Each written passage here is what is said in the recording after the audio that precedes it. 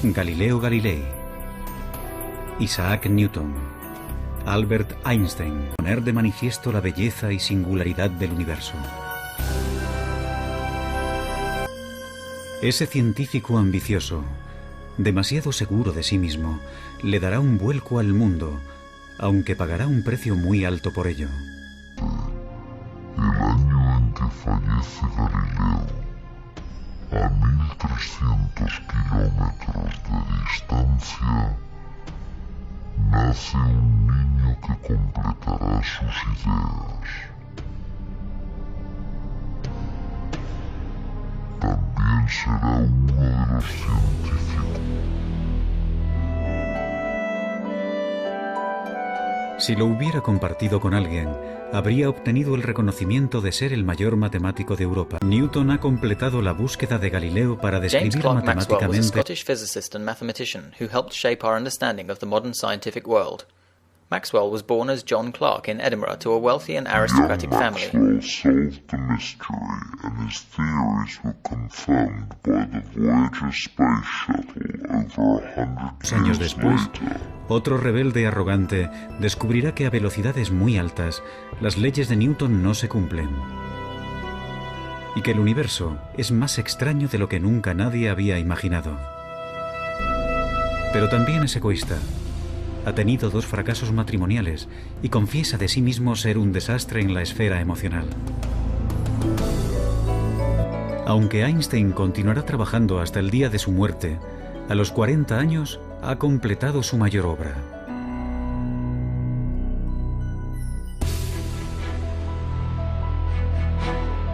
Galileo aplicó las matemáticas al movimiento.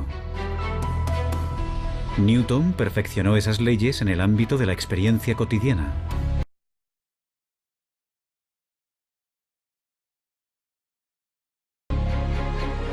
Pero la búsqueda de Einstein de una teoría más compleja reveló leyes que rigen todo el universo. No hace mucho pensábamos que lo teníamos bastante resuelto. Las reglas que se aplican a cómo los planetas hacen una órbita alrededor del Sol. Cómo una pelota realiza una parábola a través del cielo. Cómo las ondas se mueven en círculos sobre la superficie de una laguna. Estas leyes fueron descritas en una serie de ecuaciones llamadas mecánica clásica y nos permitieron predecir el comportamiento de las cosas con certeza.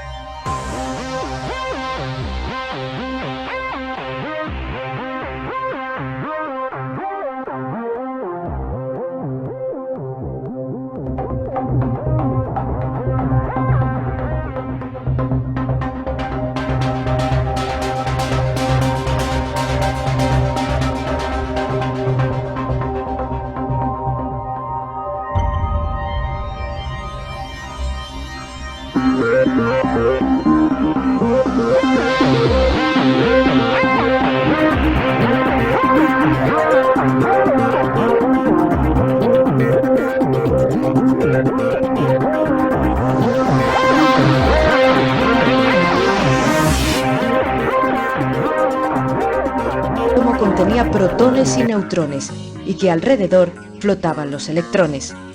Pero más tarde comenzaron los nuevos descubrimientos. Son partículas indivisibles y pertenecen a la familia de los leptones.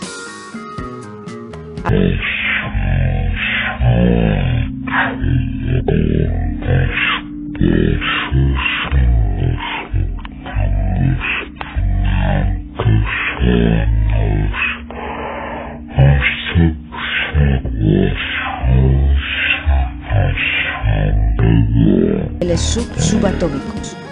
Por un lado, los protones y neutrones están formados por los famosos quarks. Por otro, contenía protones y neutrones y que alrededor flotaban los electrones. Pero más tarde comenzaron los nuevos descubrimientos. Fue el caso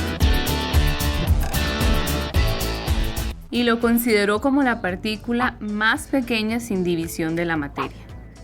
Las ideas de Demócrito surgieron de sí mismo, por meditación e intuición, llegando a la siguiente conclusión: el átomo es la partícula más pequeña de la materia, indivisible e indestructible.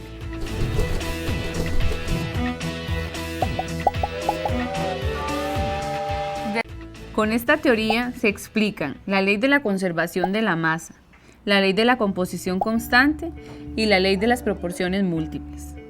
Dalton imaginó que los átomos eran como esferas compactas con tamaños y masas diferentes. Los átomos de un elemento son iguales y poseen el mismo peso, mientras que los átomos de diferentes elementos, además de ser diferentes, tienen distintos pesos. Y los átomos se unen en una relación sencilla para formar compuestos. Joseph Thomson, al realizar un experimento con un tubo de rayos catódicos, logró determinar la existencia de partículas negativas dentro del átomo. A estas partículas les llamó electrones. Su modelo considera al átomo como una esfera de materia positiva y a los electrones metidos en ella como las pasas de un budín. El modelo de átomo propuesto por Thomson es conocido como modelo de budín o pastel con pasas, donde existen una serie de partículas negativas embebidas en un mar positivo. Llegó el turno de Ernest Rutherford, quien estudió la naturaleza de las radiaciones, concluyendo que se emiten 3 rayos diferentes: alfa, beta y gamma. En un experimento bombardeó una lámina de oro con partículas alfa, en este caso núcleos de helio, observando que la mayoría de las radiaciones atraviesan la lámina sin ser desviadas y otras pocas son desviadas hacia atrás en ángulos agudos. Rutherford llegó a las siguientes conclusiones. El átomo tiene un núcleo en el que está concentrada la masa y la carga positiva. El radio del núcleo es de 1 por 10 a la menos 12 y el radio del átomo es de 1 por 10 a la menos 8 centímetros. Los electrones están en igual número a las cargas positivas del núcleo, pero están distribuidos en un espacio muy amplio fuera del núcleo. El volumen ocupado por un átomo es en gran parte espacio vacío. Posteriormente, con el aporte del científico Max Planck, el modelo atómico inicia su recorrido hacia una teoría cuántica, por medio de la cual se explicó que la radiación no puede ni emitirse ni absorberse de manera continua, sino que la energía es discontinua y consiste en paquetes individuales de energía, llamados cuantos o fotones. Es Niels Bohr quien propone que los electrones se desplazan alrededor del núcleo, como un pequeño sistema planetario. Por lo tanto, el modelo planetario de Bohr se puede resumir en 3 postulados. Los electrones se mueven alrededor del núcleo en trayectorias definidas llamadas órbitas.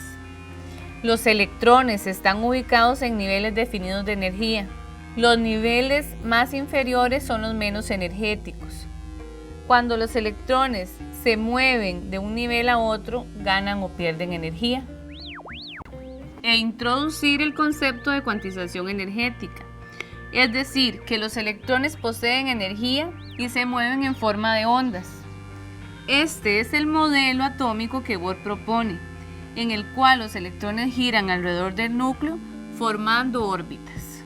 Postuló que el movimiento del electrón estaba restringido a un número discreto de órbitas circulares, con el núcleo en el centro, manteniendo la idea del sistema planetario de Rutherford. Propuso la cuantización de la energía de los electrones o paquetes científicos de energía. radicales que al comienzo del siglo XX lidiaban con la naturaleza fundamental del mundo físico. Y algunas de las ideas más sorprendentes llegaron de la mente de Niels Bohr, un físico al que le encantaba. Le pareció que los átomos se asemejaban a un sistema solar diminuto, donde partículas incluso más diminutas, llamadas electrones, orbitaban alrededor de un núcleo, del mismo modo en que los planetas orbitan alrededor del Sol. Pero Bohr propuso que, a diferencia del sistema solar, los electrones no podían moverse en cualquier órbita. Solo ciertas órbitas les estarían permitidas. Tenía una idea muy sorprendente que contrariaba por completo a la física. Bohr decía que al calentarse un átomo, sus electrones se agitaban y saltaban de una órbita fija a la siguiente. Cada salto emitiría energía en formas de luz y longitudes de onda muy específicas. Y por eso los átomos producen colores muy específicos. De aquí es de donde sale la frase salto cuántico. De no ser por el que vemos en el laboratorio, se ven rojos y verdes muy intensos. El salto cuántico es el origen y el autor de ese color intenso. Lo que hacía tan sorprendente al salto cuántico era que el electrón pasa directamente desde aquí hasta allí, aparentemente sin moverse por el espacio intermedio. Era como si Marte de pronto pasara de su propia órbita hacia la de Júpiter. Bohr argumentaba que el salto cuántico surgía de una extraña propiedad fundamental de los electrones y de los átomos, y que su energía viene de trozos discretos que no pueden subdividirse, cantidades específicas mínimas llamadas quantum. Y por eso solo hay órbitas discretas y específicas que los electrones pueden realizar. Los electrones debían estar aquí o But a allí. great simplification was made when we realized that all the atoms are just made out of 3 particles, the protons, the neutrons, and the electrons. And just by adding more protons, more electrons, we get a different element, a different type of atom. In principle, you can build a very simple universe with just protons, neutrons, and electrons. El electrón se sitúa en las capas externas girando alrededor de un núcleo que está compuesta por 2 tipos de partículas, los protones y los neutrones. Estas son las denominadas partículas subatómicas. Pero no son las únicas que existen, ya que también están otras como los neutrinos y los bosones que no forman parte del átomo y que por lo tanto no las vamos a nombrar en mayor detalle. Las partículas subatómicas corresponden al electrón. Este posee una carga neta negativa, es el de menor masa, siendo de 9,1 por 10 elevado a menos 31 kilogramos, y su ubicación corresponde a la envoltura atómica. Luego encontramos al protón, el cual posee una carga positiva, una masa bastante mayor a la del electrón, correspondiente a 1,6 por 10 elevado a menos 27 kilogramos, y su ubicación es en el núcleo atómico. Finalmente tenemos al neutrón, que corresponde a una partícula con carga neutra, cuya masa es del mismo valor que la del protón y también se ubica en el núcleo atómico. El electrón posee la particularidad de definir la carga neta del átomo del cual estamos hablando, ya que este se puede perder o ganar con facilidad. Si se pierden, el átomo queda con carga neta positiva, y si se ganan, el átomo va a quedar con una carga neta negativa. Los protones nos van a indicar qué tipo de átomo corresponde, ya que estos son específicos para cada átomo en particular y no se pueden ganar o perder, ya que si perdemos protones, estaríamos rompiendo el átomo, y si ganamos, estaríamos fusionando 2 tipos de átomos para formar uno nuevo. Tanto el protón como el neutrón van a ser los encargados de determinar la masa del átomo, ya que son los que corresponden, como vimos anteriormente, a los que poseen mayor masa. Y este tipo de propiedades las vamos a poder notar en la tabla periódica. La tabla periódica, como ustedes ya conocerán, es lo que se ve a continuación. De esta tabla nos vamos a centrar en esta parte, que es la que vamos a analizar en mayor detalle. Vamos a tomar el ejemplo del litio. El litio posee un número atómico de 3. Este número atómico también se representa por la letra Z. El número atómico corresponde al número de protones, y como ya dijimos, es propio de cada tipo de elemento. En este caso, por lo tanto, va a corresponder a 3 protones. El otro número que nos da la tabla periódica es el peso atómico, correspondiente a la letra A. Este nos va a indicar el número de protones y neutrones que forman parte del litio.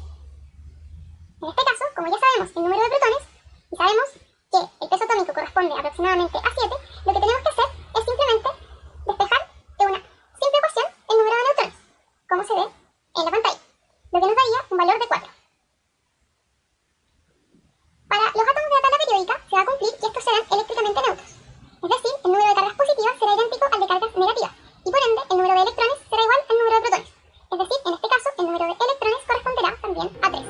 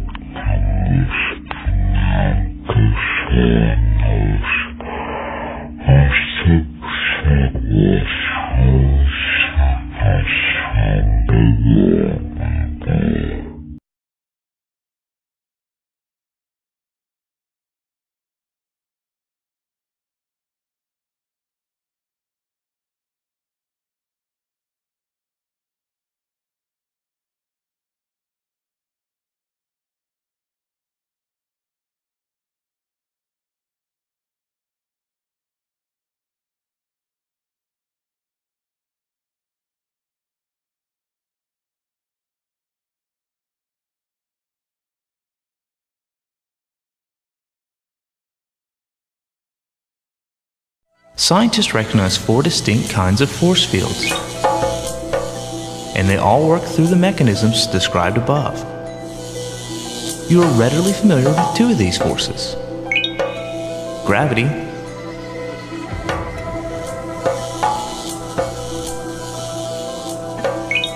and electromagnetism operate on a scale that we encounter in our everyday life. A third force causes quarks to stick together in protons and neutrons. And a residuum of this force causes protons and neutrons to stick together in the nucleus of atoms. The virtual particles that make up these fields and get exchanged in each force are called gauge bosons. And each of the 4 forces has its own gauge boson. Within limitations, energy and mass can be created out of the nothingness of space-time, but only for a very brief instant. And the more energy and mass these virtual particles have, the shorter must be the time that they can exist before snapping back to the parent. Lighter gauge bosons can exist.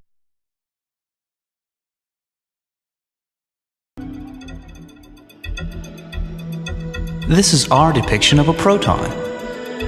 It is composed of 2 up quarks and 1 down quark, as you can see from the tiny rings of color near the center of the quark.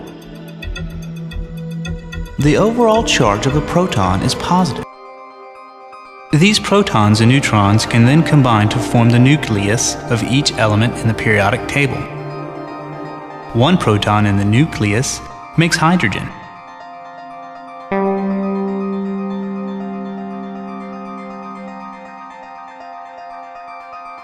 2 form helium.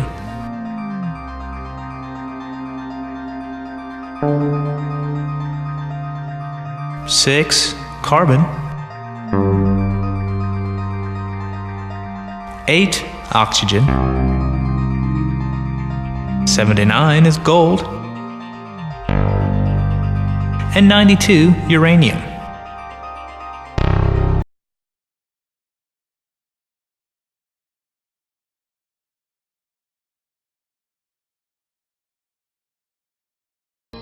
Si disparamos al azar un objeto pequeño, canicas por ejemplo, hacia la pantalla, hemos reflejado un patrón en la pared de detrás en la que han rebotado tras pasar por la ranura. Es esperar ver una segunda franja en la pared de detrás.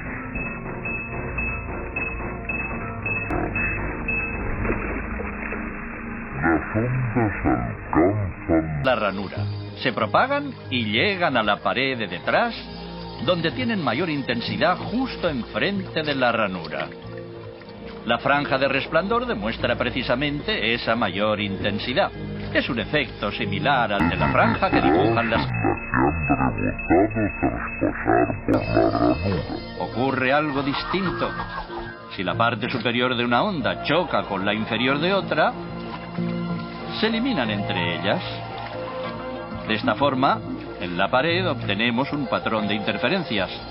Donde chocan las dos partes superiores hay más intensidad. Las líneas resplandecientes y donde se eliminan... Las ondas pasan una a través de otra y sus efectos son aditivos. Esto se llama el principio de la superposición.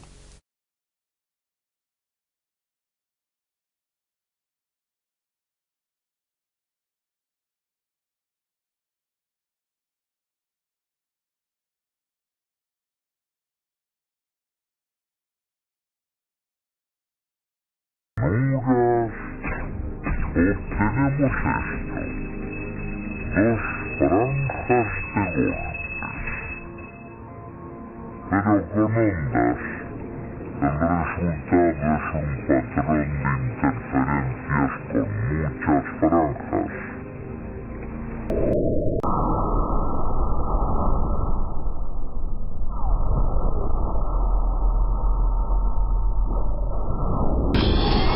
Lancemos una ráfaga a través de una ranura. Se comportan como las canicas. Solo una franja. Electrones, pedacitos de materia. Pero aparece un patrón como con las ondas, no como con las canicas. ¿Cómo? ¿Cómo pueden trozos de materia generar un patrón de interferencias como una onda? No tiene sentido. Si lanzamos estos pedacitos minúsculos a través de dos ranuras, tendrían que dibujarse, como en el caso de las canicas, dos franjas. Un patrón de interferencia.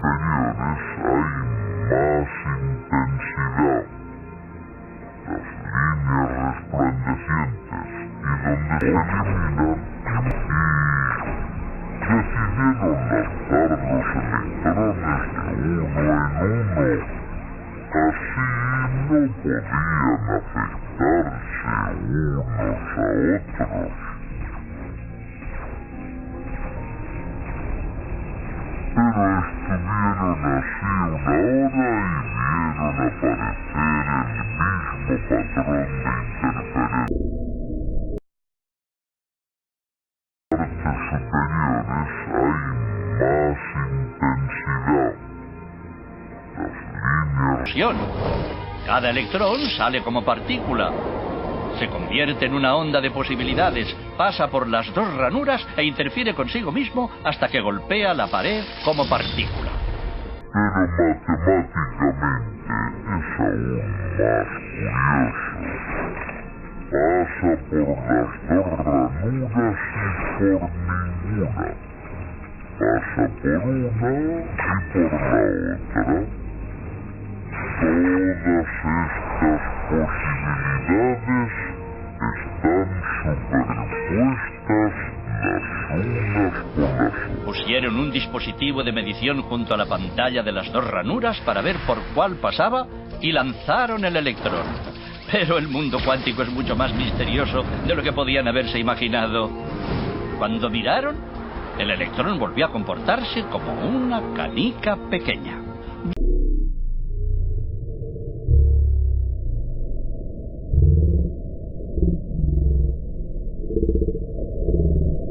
Franjas, no un patrón de interferencias. La misma acción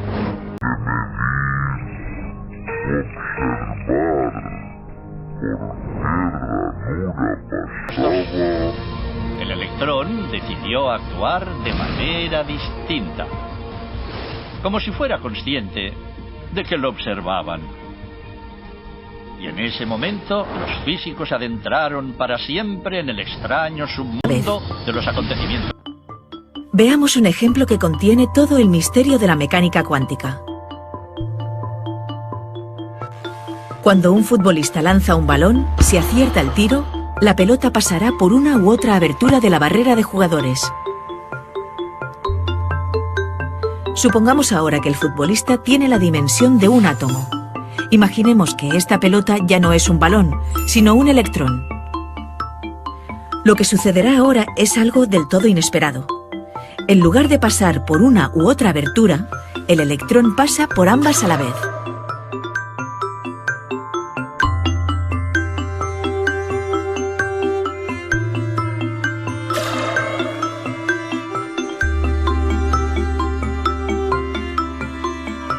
Como el resultado desafía el sentido común, se puede poner un detector cerca de las aberturas para intentar aclarar el misterio. Lo que ocurre es aún más enigmático. Al intentar observar directamente el paso de los electrones por las dos rendijas, el fenómeno desaparece misteriosamente y estas partículas se comportan como las pelotas de fútbol. Pasan por uno o por otro espacio y no por los dos a la vez. El mero hecho de observar el fenómeno lo modifica radicalmente. La teoría cuántica genera muchas paradojas. Quizás la más importante es la de la superposición, la idea de que un objeto pueda estar en un sitio y en otro al mismo tiempo. Esta cualidad se ha demostrado en las partículas subatómicas, pero ¿qué ocurre con los objetos macroscópicos? Schrödinger ideó un experimento mental para intentar resolver esta incógnita. Para llevarlo a cabo solo necesitamos una caja opaca, un gato en su interior y un dispositivo formado por un detector de electrones, un martillo y una botella llena de veneno. El detector tiene un 50% de posibilidades de captar un electrón. Si el electrón toma la ruta A, el dispositivo se activará, el martillo golpeará la botella y el veneno matará irremediablemente al gato. En cambio, si el electrón toma la ruta B, ningún electrón alcanzará el detector, el veneno seguirá en la botella y el gato vivirá. Con su capacidad cuántica para estar en dos sitios al mismo tiempo, el electrón habrá tomado simultáneamente la ruta A y B, por lo tanto el gato estará vivo y muerto a la vez. Solo en el momento en que alguien abra la caja y observe su interior, el gato se definirá o vivo o muerto. Pero ¿cómo puede algo o alguien estar vivo y muerto a la vez? Lo que pasa realmente tiene que ver con la decoherencia. Según este fenómeno, el estado del gato se filtra en el entorno gradualmente en lugar de quedar atrapado dentro de la caja hasta que alguien la abra. Cuanto mayor, más caliente y más caótico sea un objeto, más rápidamente se filtra la información al entorno. Y un gato es un objeto grande, caliente y caótico. En cambio, los átomos se pueden enfriar mucho y además no son caóticos. Consiguen aislarse del entorno y mantenerse en superposición. La decoherencia es la clave para entender la diferencia entre los objetos macroscópicos y los microscópicos. Los átomos obedecen las leyes de la mecánica cuántica, pero los gatos no. El entrelazamiento es una predicción teórica que viene de las ecuaciones de la mecánica cuántica. Dos partículas pueden entrelazarse si están cerca, y sus propiedades se vinculan. Notablemente, la mecánica cuántica dice que, incluso si estas partículas se separaran y fueran enviadas en direcciones opuestas, pueden permanecer entrelazadas, inextricablemente conectadas. Para comprender lo profundamente extraño que es esto, consideremos una propiedad de los electrones llamada spin. A diferencia de la peonza, el spin de un electrón, al igual que otras cualidades del electrón, por lo general es borrosa e incierta hasta el momento en que se mide.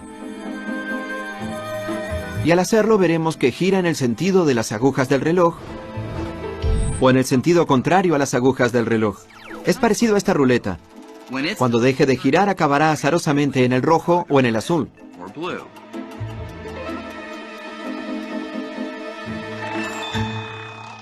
Ahora imaginen una segunda ruleta.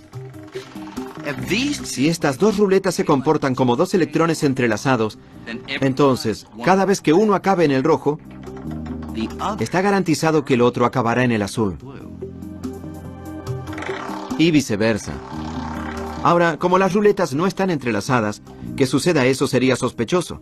Pero la mecánica cuántica de Niels Bohr y sus colegas llegaron incluso más lejos, prediciendo que si una del par estaba lejos, incluso en la Luna, sin cables ni transmisores que las conecten, aun si miráramos una y la encontráramos en rojo, la otra seguramente estaría en azul. En otras palabras, si midiéramos una partícula aquí, no solo la afectaríamos a ella, sino que la medida también afectaría a su compañera entrelazada, sin importar lo distante que esté. Para Einstein, esta clase de conexión rara y de alto rango entre ruletas que giran o partículas era tan absurda que la llamó fantasmagórica. Acción fantasmal a distancia. Einstein no podía aceptar que el entrelazamiento funcionara de esta manera, convenciéndose de que solo la matemática era rara, entrelazadas, no la realidad. Eran más parecidas a un par de guantes. Imaginen que alguien separa los dos guantes, poniendo a cada uno en una maleta. Luego, esa persona me entrega una de esas maletas y envía la otra maleta a la Antártida.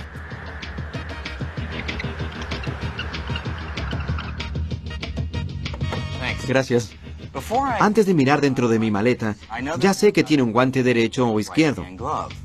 Y al abrir mi maleta, si encuentro un guante izquierdo, entonces sé que en ese instante, la maleta en la Antártida debe contener un guante derecho, incluso a pesar de que nadie miró dentro de ella. No hay nada misterioso en esto. Obviamente, al mirar dentro de la maleta, no afecté a ninguno de los dos guantes. Esta maleta siempre tuvo un guante izquierdo. Y la de la Antártida siempre tuvo uno derecho. Eso se determinó en el momento en que se separaron. Entonces, ¿quién tenía razón? ¿Bohr, que apoyaba las ecuaciones que decían que las partículas eran como ruletas que giraban, que podrían vincular de inmediato sus resultados azarosos, incluso atravesando grandes distancias? ¿O Einstein, que creía que no había una conexión fantasmal, sino que, en su lugar, todo estaba decidido mucho antes de mirar? Definitivo. Nadie sabía cómo resolver el problema. Toda la cuestión acabó considerándose filosofía, no ciencia. En 1955, Einstein murió, aún convencido de que la mecánica cuántica ofrecía, como mucho, una imagen incompleta de la realidad. Ha descubierto cómo saber si las partículas entrelazadas se comunicaban con una acción fantasmal, como las ruletas, o si no había nada fantasmal en absoluto, y las partículas ya estaban determinadas, al igual que el par de guantes. Con una astuta matemática, Bell demostraba que si la acción fantasmal no funcionaba, la mecánica cuántica no estaba para nada incompleta, como pensaba Einstein. Estaba mal. Bell era teórico, pero su publicación demostraba que la cuestión podría ser comprobada construyendo una máquina que creara y comparara muchos pares de partículas entrelazadas. Y pronto el físico francés Alain Aspect desarrolló pruebas incluso más sofisticadas. Una de ellas iba al corazón del debate entre Einstein y Bohr. En la prueba de Aspect, el único modo en que medir una de las partículas pudiera influir directamente a la otra sería que una señal viajara entre ellas más rápido que la velocidad de la luz. Algo que el mismísimo Einstein había demostrado como imposible. La única explicación que quedaba era la acción fantasmal. Así que el experimento de Aspect borró virtualmente toda duda. El resultado de estos experimentos son sorprendentes y demuestran que la matemática de la mecánica cuántica está en lo cierto. El entrelazamiento es real. En el mundo. Así que, si aceptamos que el mundo realmente funciona de esta extraña manera, ¿podríamos aprovechar la acción fantasmal a distancia del entrelazamiento para hacer algo útil? Pues, un sueño ha sido, de algún modo, transportar a la gente y las cosas de un lugar al otro sin atravesar el espacio que los separa. En otras palabras, la teletransportación. Teletranspórtame. Energizar. Energizando. En Viaje a las Estrellas, la teletransportación siempre lucía muy conveniente. Parece pura ciencia ficción, pero ¿podría posibilitarlo el entrelazamiento? Extraordinariamente, ya se están haciendo pruebas aquí, en las Islas Canarias, cerca de la costa africana. Hacemos los experimentos aquí en las Islas Canarias porque tienes 2 observatorios.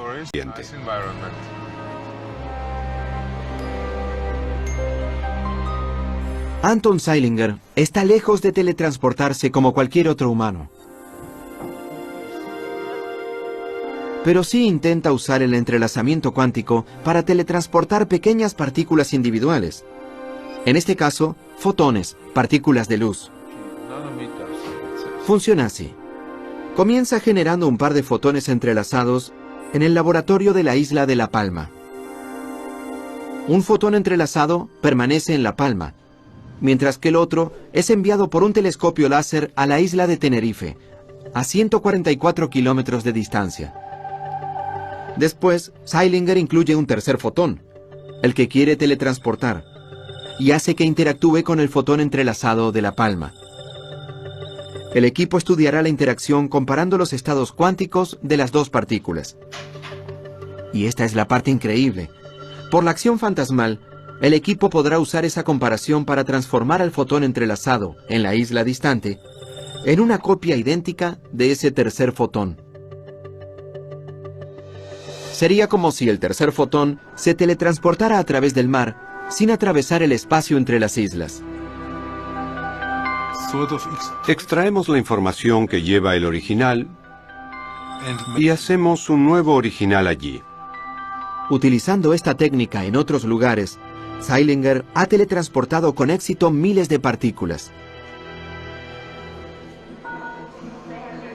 Pero, ¿podría ir esto incluso más lejos? Ya que estamos hechos de partículas, ¿podría este proceso hacer posible la teletransportación humana?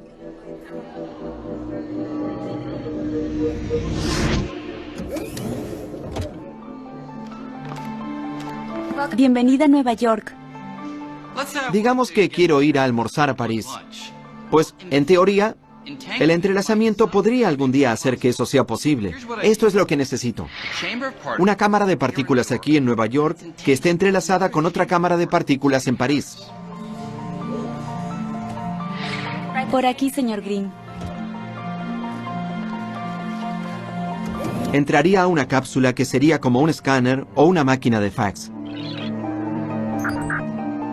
Mientras el aparato escanea la gran cantidad de partículas en mi cuerpo, más partículas que estrellas en el universo observable, a la vez escanea las partículas de la otra cámara y crea una lista que compara el estado cuántico de ambas series de partículas. Y aquí es donde entra en juego el entrelazamiento. Por la acción fantasmal a distancia, esa lista también revela cómo el estado original de mis partículas se relaciona con el estado de las partículas en París. A continuación, la operadora envía esa lista a París. Allí usan los datos para reconstruir el estado cuántico exacto de cada una de mis partículas y un nuevo yo se materializa. No es que las partículas viajen de Nueva York a París. Es que el entrelazamiento permite que mi estado cuántico sea extraído en Nueva York y se reconstituya en París. Hasta la última partícula.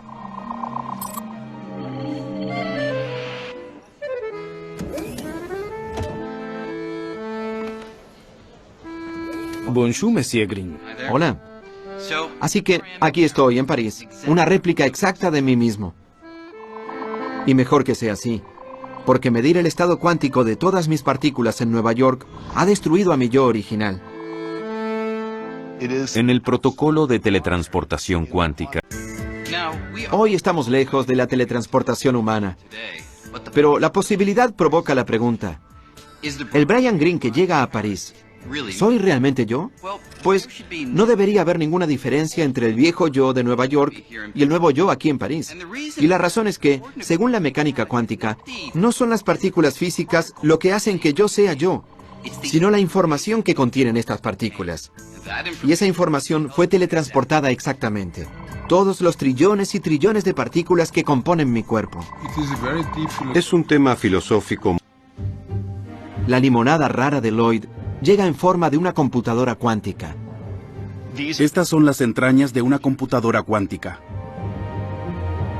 Este invento de oro y bronce puede no lucir nada parecido a una computadora familiar, pero en su corazón habla el mismo idioma. Código binario, un lenguaje de computadora compuesto por ceros y unos llamados bits. El trozo más pequeño de información es un bit, y lo que hace es combinarlos muy rápidamente. Esta computadora cuántica habla en bits, pero a diferencia de un bit convencional, que en cualquier momento puede ser un 0 o un 1, un bit cuántico es mucho más flexible. Algo aquí puede ser un bit. Aquí hay un 0, allí hay un 1. Es un bit de información. Así que si puedes tener algo que esté aquí y allí al mismo tiempo, tendrás un bit cuántico o qubit. Al igual que un electrón puede ser una mezcla borrosa de giros, en el sentido de las agujas del reloj y en el sentido contrario, un bit cuántico puede ser una mezcla borrosa de ceros y unos. Así que un qubit puede hacer varias cosas a la vez. Eso significaría que puedes hacer cómputos de un modo en que nuestros cerebros clásicos no podrían ni soñar. En teoría, los bits cuánticos podrían estar hechos de cualquier cosa que se comporte de un modo cuántico, como un electrón o un átomo. Como los bits cuánticos son tan buenos en hacer varias cosas a la vez, si podemos resolver cómo hacer que los qubits trabajen juntos para resolver el problema, nuestro poder para computar podría explotar exponencialmente. Para tener una idea de por qué la computación cuántica sería tan poderosa, imaginen estar atrapados en el medio de un laberinto de setos.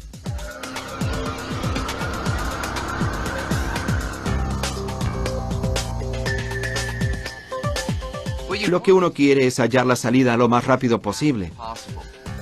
El problema es que hay muchas opciones. Y solo puedo probarlas una por vez. Esto significa que voy a llegar a muchos resultados infructuosos. Iré a muchos callejones sin salidas. Y daré muchas vueltas equivocadas antes de finalmente tener suerte y encontrar la salida. Y así es como resuelven los problemas las computadoras de hoy. Aunque lo hacen muy rápidamente, solo realizan una tarea a la vez. Del mismo modo, yo solo puedo investigar un camino a la vez en el laberinto. Pero si pudiera probar todas las posibilidades a la vez, sería diferente. Y así es como funciona la computación cuántica. Ya que las partículas pueden, de algún modo, estar en varios lugares a la vez, la computadora podría investigar una enorme cantidad de caminos o soluciones a la vez y encontrar la correcta en un parpadeo. Un laberinto como este solo tiene un número limitado de caminos que explorar, así que una computadora convencional podría encontrar la salida bastante rápido. Pero imaginen un problema con millones o miles de millones de variables, como predecir el clima con mucha antelación. Podríamos predecir desastres naturales como terremotos o tornados. Enorme. Pero una computadora cuántica podría hacer este trabajo con solo algunos cientos de átomos. Así que el cerebro de esa computadora sería más pequeño que un grano de arena. Sin dudas, estamos mejorando cada vez más en aprovechar el poder del mundo cuántico. Allí, Niels Bohr no ofrecía una explicación real de por qué toda la rareza del mundo cuántico pareciera desaparecer a medida que las cosas aumentan de tamaño. Por más poderosa y precisa que la mecánica cuántica ha probado ser, los científicos siguen luchando para resolver esto. Algunos creen que falta un detalle en las ecuaciones de la mecánica cuántica. Así que, a pesar de que hay múltiples posibilidades en el mundo de lo diminuto, los detalles que faltan ajustarían los números en nuestro ascenso de átomos a objetos en el mundo grande para que se haga claro que todas, excepto una de esas posibilidades, desaparezcan y den un único y certero resultado. Otros físicos creen que todas las otras posibilidades que existen en el mundo cuántico no desaparecen nunca. En su lugar, cada posibilidad posible sucede. Solo que la mayoría sucede en otros universos. paralelos al nuestro. Es una idea alucinante, pero la realidad podría ir más allá del universo único que vemos todos y estar constantemente ramificándose, creando nuevos mundos alternativos donde todas las posibilidades se desarrollan. Esta es la frontera de la mecánica cuántica y nadie sabe a dónde nos llevará.